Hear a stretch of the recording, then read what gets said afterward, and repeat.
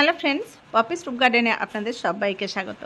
আশা করছি আপনারা সবাই খুব ভালো আছেন, আর আমিও ভালো আছি। তবে এত বৃষ্টি হচ্ছে যখন তখন, আর ভালো লাগছে না। কিন্তু এই বৃষ্টি ছাদে আসলেই কেমন একটা স্যাঁতসেঁতে ভাব। আর আমাদের এখানে তো প্রত্যেক দিন যখন তখন বৃষ্টি হচ্ছে। আর আজকে দেখুন একটু রোদ উঠেছে এখন, কিন্তু ভোরবেলায় বৃষ্টি হয়ে গেছে। এখন একটু রোদ উঠেছে, কতক্ষণ থাকবে সেটা বলা যাচ্ছে না।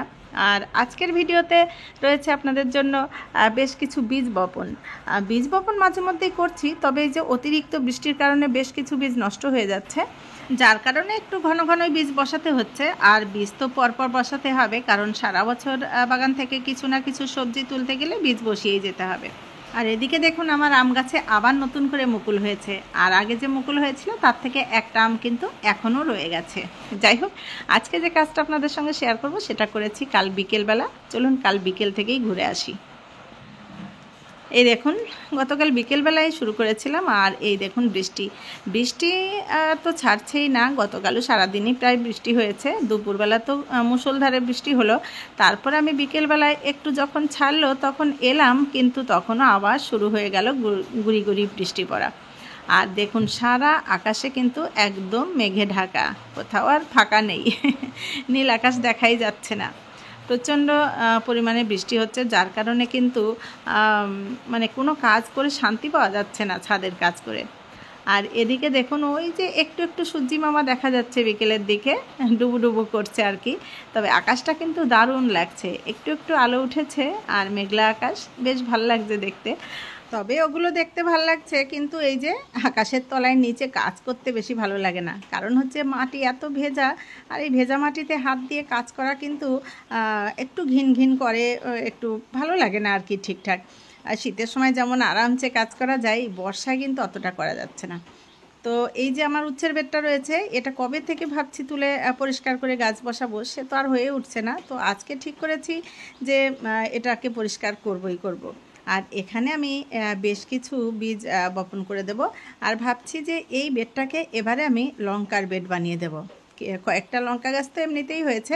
এই যে এই গাছটা যেমন দুলে দুলে একদম পড়ে যাচ্ছে, উচ্ছে গাছের মধ্যে দিয়েই কিন্তু হয়েছিল। আর এখানে গাছটা তুলে দেখলাম আরও দুটো লঙ্কার চারা রয়েছে, তো ছোট ছোট হয়েছে। এগুলোকেও এখানেই, একটা তো উঠেই গেল, এগুলোকেও এখানেই রেখে দেবো আর কি। এই দেখুন একটা গোড়া থেকে উঠে গেল, তো এটাকেও বসিয়ে দেব।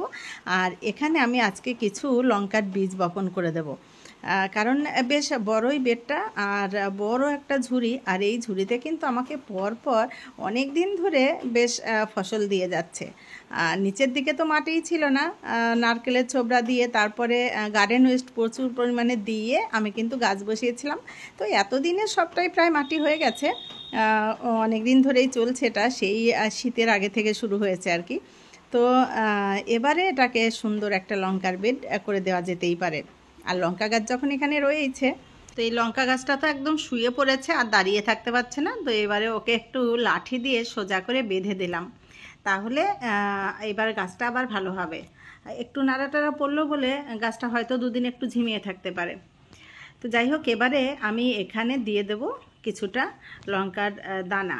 আর দানাগুলো আমি আলাদা করে বীজ আর বসাবো না, আর একবারেই কিন্তু আমি একটু ফাঁকা ফাঁকা করে এমনভাবে বসাবো যাতে মানে আমাকে গাছগুলো আর তুলে বসাতে না হয়। কারণ এই যে এখানে এই বেডে দেখছেন যে গাছগুলো হয়েছে, ওগুলো কিন্তু আমার বসানো না, নিজে নিজেই হয়েছে, তুলে বসানো নয়। তো নিজে নিজেই যদি হয় ভালো করে, তাহলে অসুবিধার কিছু নেই।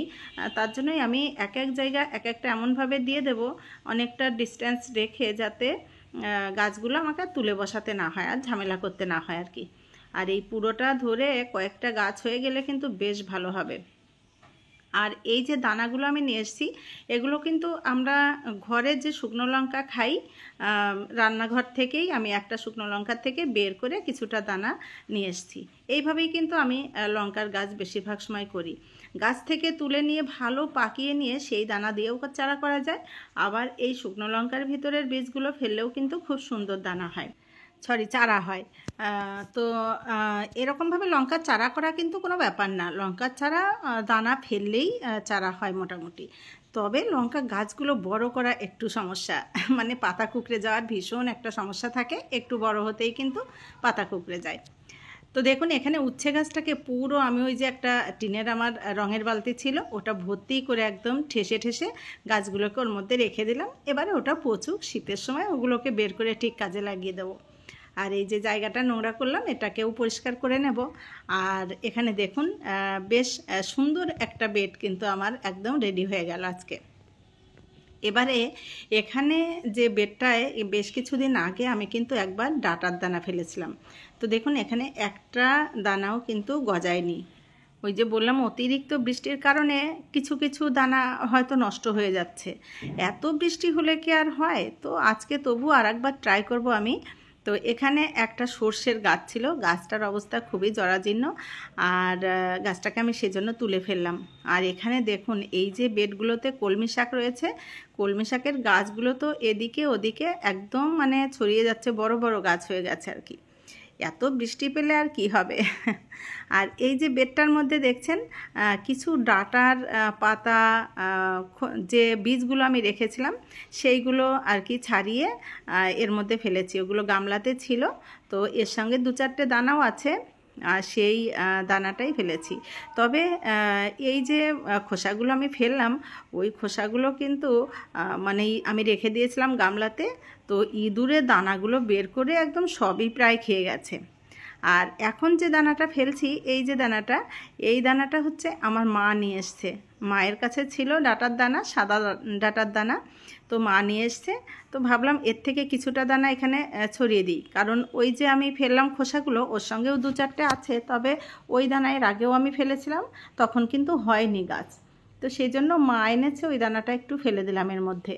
তবে যতবারই ফেলছি বৃষ্টিতে তো নষ্ট করছে, এটাও আবার যে কি হবে সেটাও বলতে পারছি না। তবে চেষ্টা আমি করেই যাব।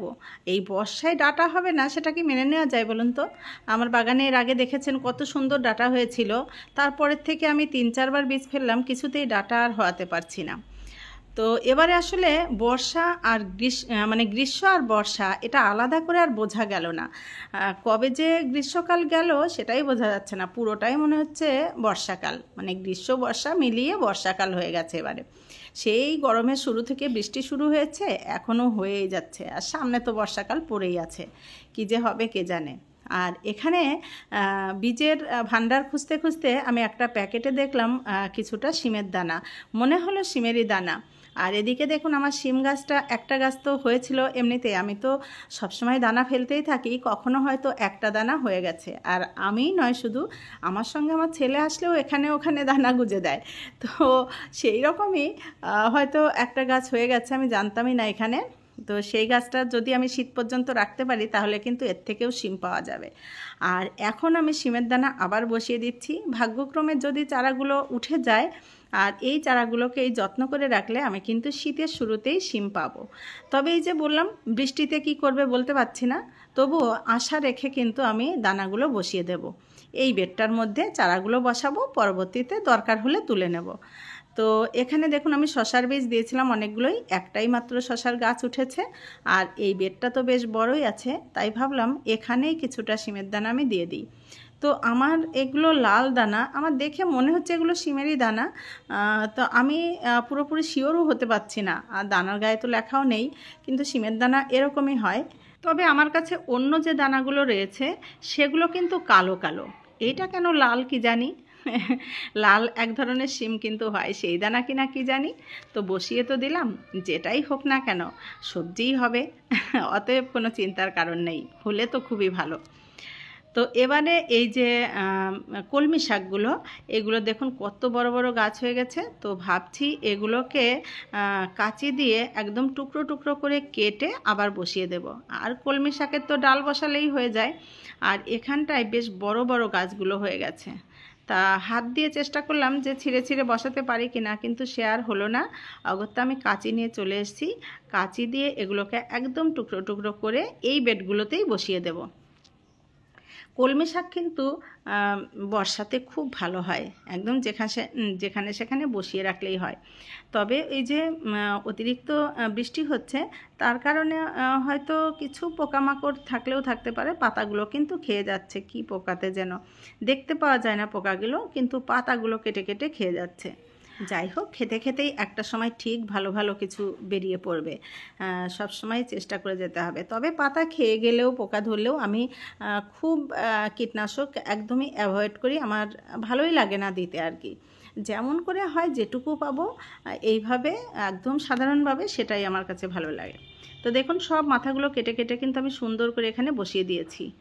আর এবারে ওই যে বীজের ভাণ্ডার খুঁজতে খুঁজতে কয়েকটা কুমড়োর দানা পেয়ে গেলাম। তো ভাবলাম দানাগুলো নষ্ট করব কেন।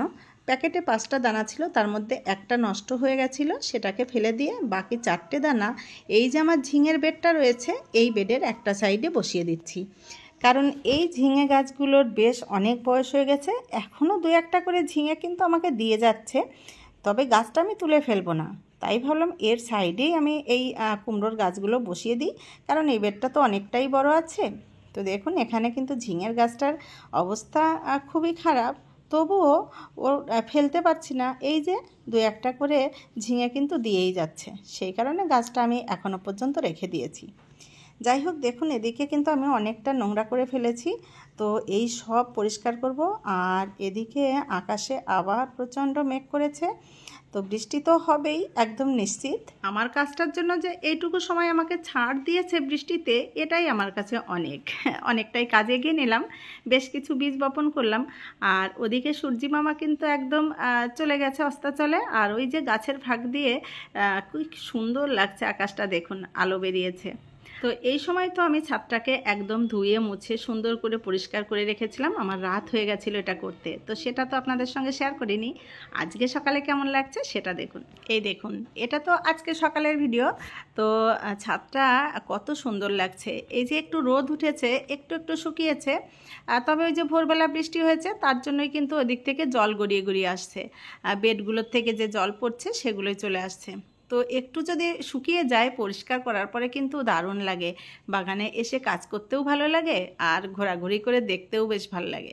কিন্তু আবার যখন বৃষ্টি হবে এই যে গাছের মরা পাতাগুলো আবার পড়বে, আবার নোংরা হবে। আর এই গাছেদের মধ্যে দিয়ে পরিষ্কার করা কিন্তু নেহাতি মানে কম কষ্টের কাজ নয়। জল ঢেলে ঢেলে ঝাঁটা দিয়ে ঝাড় দিয়ে এই পরিষ্কার করতে বেশ অনেকটাই সময় লাগে।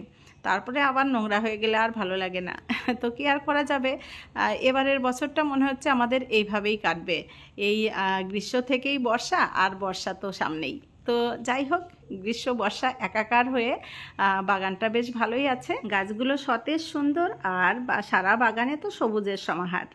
তো এই জন্য একটু বেশ ভালো লাগে যে গাছগুলো তো অন্তত ভালো আছে। যাই হোক, আজকের ভিডিওটা এটুকুই। ভিডিওটা যদি আপনাদের ভালো লাগে লাইক কমেন্ট শেয়ার করে পাশে থাকবেন। আর যারা আজকে আমার একদম নতুন বন্ধু তাদের যদি ভালো লাগে চ্যানেলটিকে সাবস্ক্রাইব করে সাথে থাকবেন। আপনারা সবাই খুব ভালো থাকবেন। দেখা হবে পরবর্তী ভিডিওতে।